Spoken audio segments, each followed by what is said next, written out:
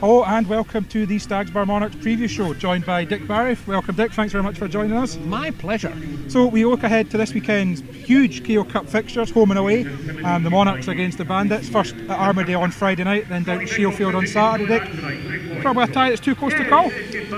Yes, you know, I thought that before we knew that Glasgow was racing Edinburgh in the previous round, and we had discussed that we possibly thought that in the current circumstances Glasgow might be a better financial boost for us, but that we could possibly beat the Monarchs. But when I was walking out of here on the night that the first leg of the Glasgow Tigers match was, I said to my pal, I said, well, that's it then, it's going to be Tigers. We might have a job beating them with all these big stars, but I'm sure that's who we're going to get. And lo and behold, the Monarchs proved that they are good cup fighters, doughty cup fighters. Yeah. And I don't know if it's by design, it seems to be a very regional cup draw. Obviously Edinburgh, Glasgow, then the winner taking on Berwick. That can only be a good thing, as you mentioned, for the fans.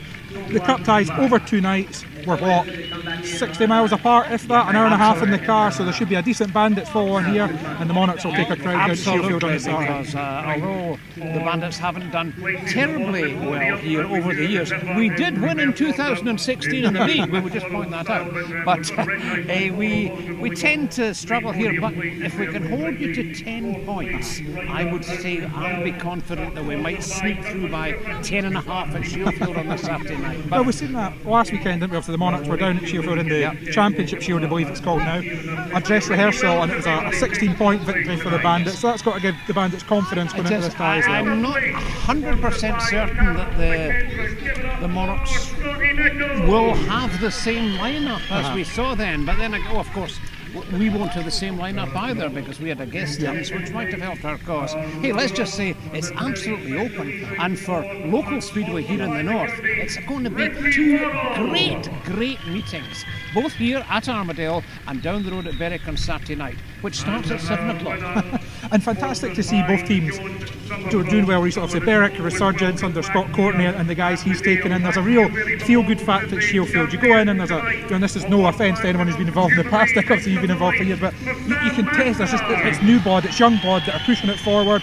That's good to see that they're not afraid to make changes and push the team on. And obviously Edinburgh always there or thereabouts at the top. So a quarter-final tie, so there's a semi-final berth at place. And who knows, once you're in the semis, it's anyone's game for a cup. Absolutely. Over the years, I think Edinburgh and Berwick, we did meet in one cup final, which would be way back about 1980 when you were just maybe you weren't around, I don't know, but going back a while, there's been some battles between the Monarchs and the Bandits, and I see no reason to this weekend coming up not being the same. And we'll see some of those battles now as we get Mike Hunter's blast from the past. Poles goes from gate 1, he's switched machines to Brett Saunders' bike, which has brought Brett a single point so far. Gate 2 it's Scott Robson, gate 3 Kenny McKenna, and gate 4 David Walsh.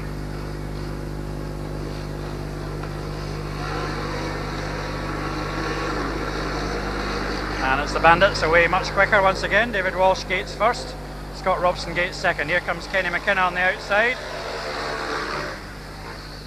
challenging Scott Robson round the outside. Kenny McKenna right in amongst the Bandits now. Walsh still leads. McKenna's established in second. Michael Cole's all over the place at the rear.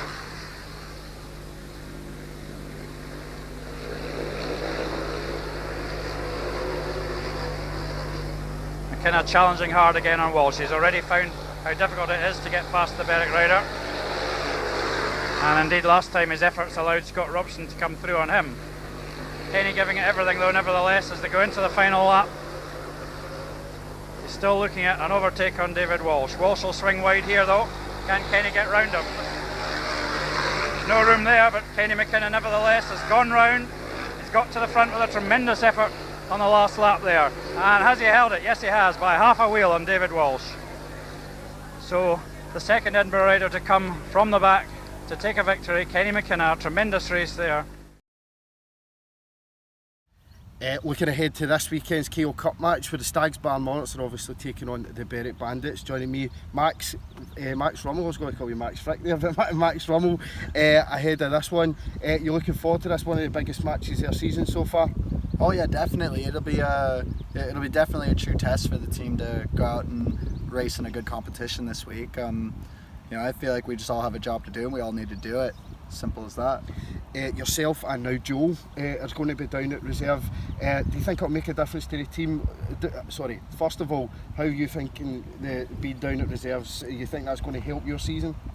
In a sense, I mean, you get a little bit of the easier races right off the bat, but in a sense, you still race the entire team no matter what. So it'll be a tough challenge, just as if I was riding at number 2. But like I said, it's a job that has to be done, and we just got to put our heads forward and keep on pushing.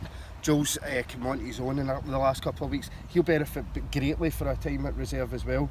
Yeah, I think it'll help him, especially with the earlier stages. Being at reserve in the second heat out, it'll be a bit of a change for him, since he's been riding at number 2 since I think after like the first month of the season. So it'll be a little bit better. It might gain his confidence early in the meeting, just like it has mine in a few. So see what happens. Only time will tell. It's going to be a tough match. I mean, Berwick are up near the top end of the league and have went well away from home, which means the guys need to be on their toes and know that this is going to be a tough match right for the off. Oh, exactly. I think all of us have a good sense of what needs to be done on Friday night and just make it happen. It's going to be a tough meeting no matter how we look at it, but in the end, it's our home track and we should be winning on it. So I don't think there'll be too much of an issue, but like I said, it's only time, and time will tell. The Glasgow match was obviously a great example of getting anyone is the most important thing, because it's over 2 legs and anything can happen in the second leg as well. But is that what the guys will be going into Friday thinking? A win, no matter what, a win is the most important thing? Oh yeah, of course. It's well, like I said, it's our home track, and that's what we got to do on our home track, is just win. So I think if we all pull our fingers out of our butts and really start banging on the points like we should be, and just keep riding smooth and consistent, we should be all right. The guys had their first look at Berwick this season a couple of weeks back. What was your initial thoughts of the place? I actually really enjoyed the place. The scores didn't show too much that I enjoyed it, but it was a fast track, it was big, and I didn't have really any complaints about it. Just want to move forward from there and keep striving to get a little bit better every meeting. We've gone to a couple tracks where my scores were pretty good right off the bat, but then we've gone to a couple tracks as well where the scores didn't show. So, but no, I feel like that we have a good sense of direction on where to go for this weekend, and we just need to keep plugging away.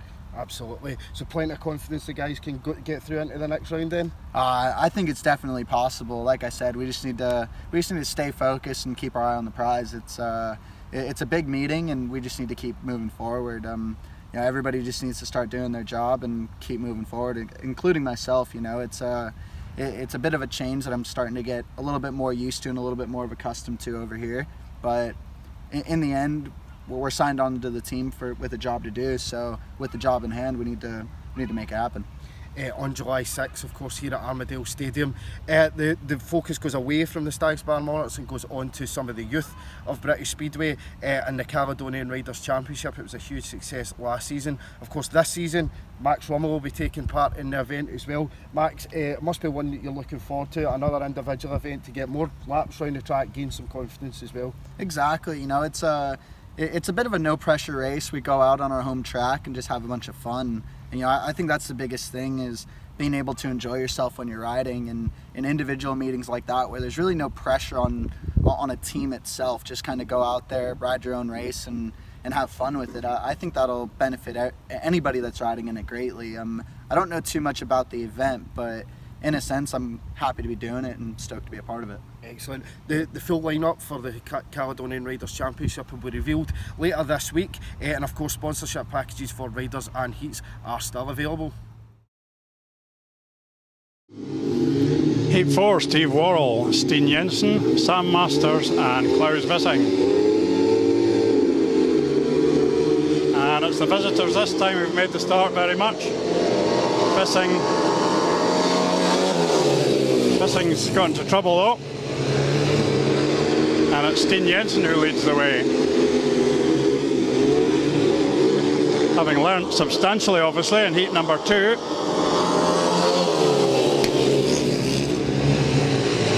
One Monarch's not going particularly quickly, and here comes Vissing. He's got past Sam Masters there. Sam comes roaring back.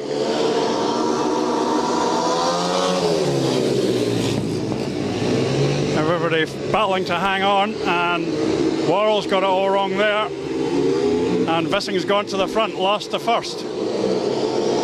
Steen Jensen's in big trouble though.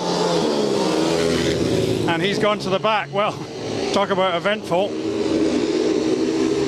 Finishes up a 3-all with the race leader finishing last and the last man finishing first. It wasn't what you'd call conventional speedway, but it was certainly interesting. So some fantastic action, Dick, and it just shows the, as you say, the battles that the Bandits, the Monarchs have had over the years, and this weekend certainly looking to be no different. Yeah, I think the Monarchs have possibly a better top end. I'll make no bones about that. Eric Riss and Ricky Wells are among the top scorers in the league. But when you look at the Bandits' averages, especially when they click over on Sunday, coming into July, the top rider, the number 1 and the number 7, have just got a smidgen more than 1 point between them. So they're very, very solid. I think our mantra will be no last places. You're right, it's a solid Bandits line. Obviously the Monarchs maybe a lot wide from the front a little bit more. Ricky Wells and Eric Riss, as we've seen, almost unbeatable sometimes around Armadale, and we've seen it at Shielfield last week, both very impressive. But the Bandits have that strength and depth. As you see, you can win all 15 races and not win a speedway match. If you don't run a last, you can't lose a heat advantage. No last places, that's the mantra. So, tough tie ahead, Dick, any predictions?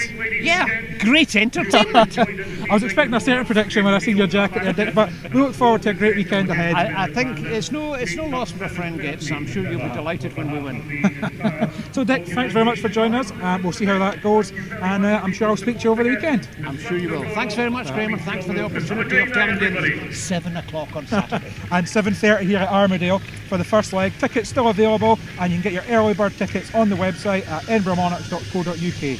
Thanks very much and good evening. Good evening.